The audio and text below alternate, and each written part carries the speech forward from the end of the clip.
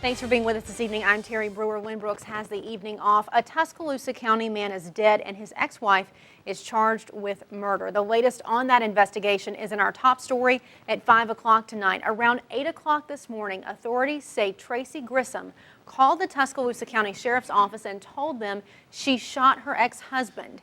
They say it happened at Binion Creek Boat Landing on Highway 43 North. The sheriff's office says Tracy Grissom told authorities she pulled into the parking lot to take a picture for a pending civil case.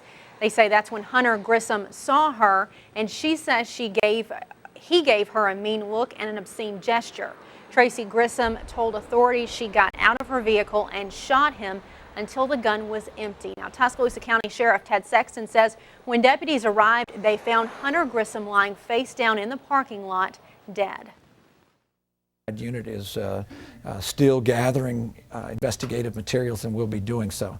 They felt that they had enough to obtain a murder warrant for Ms. Grissom. She has been arrested on that warrant and booked into the jail with a $60,000 bond.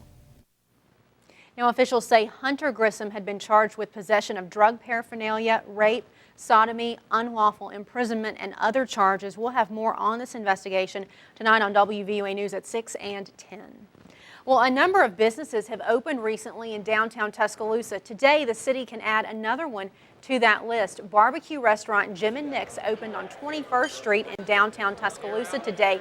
Several developers and business leaders were there to celebrate. Whether it's food, retail, or a place to stay, local businesses say when a new business comes to town, it's a welcome sight. We're seeing quite a bit of growth, especially working at a hotel. We see quite a bit coming in.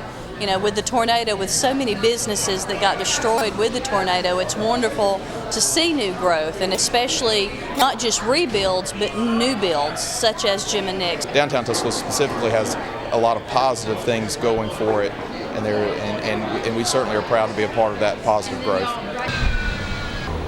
Coming up at 6 o'clock tonight, WVUA will have much more on how all businesses, both new and old, are reacting to the new developments in downtown Tuscaloosa.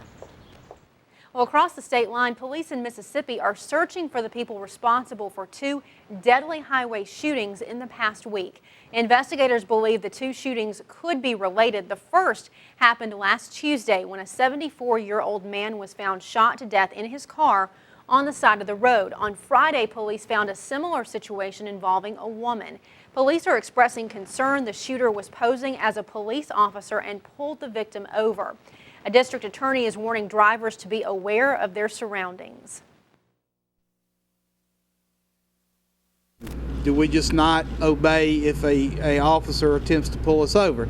That's not the case at all. Under Mississippi law, if you do feel like that there is a problem or that you're worried about being pulled over, you have a right to put on your flashing lights and pull to a lighted, populated, safe area. Authorities say the FBI is now getting involved in solving this case. Well, now to Florida, where 5 people are dead, including 4 children and their mother.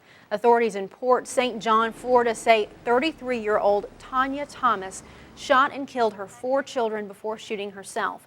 The children ranged in age from 12 to 17.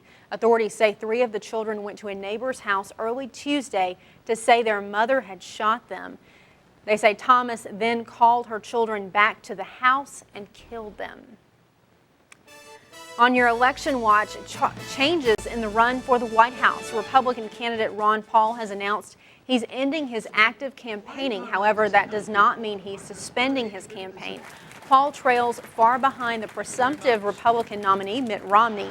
Paul says he plans to continue to try and get delegated for the Republican convention in August when the party formally picks its presidential nominee. In a landmark move in the fight against Alzheimer's disease, the Obama administration announced today a new plan to help fight the condition.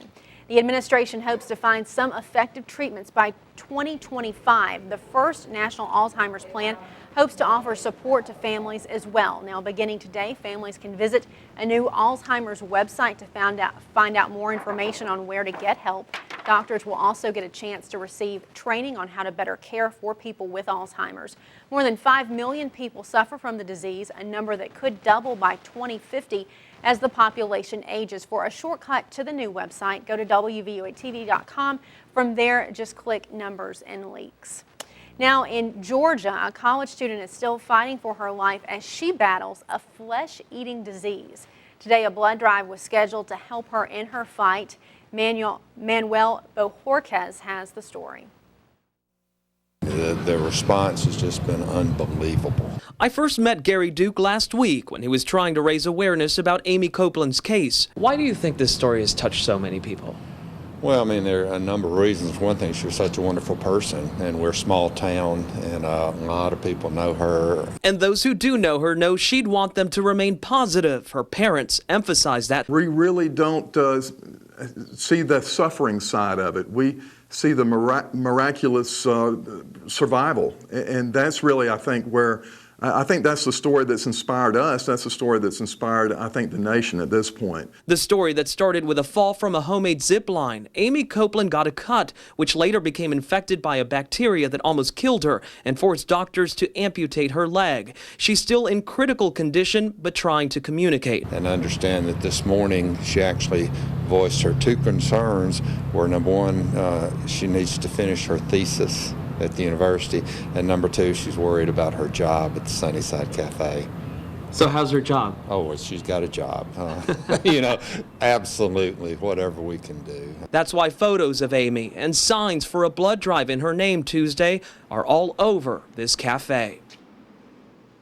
That was Manuel Bojorquez reporting. Now, experts say the flesh-eating bacteria usually affects humans when they swallow it. Doctors say Amy's case is rare.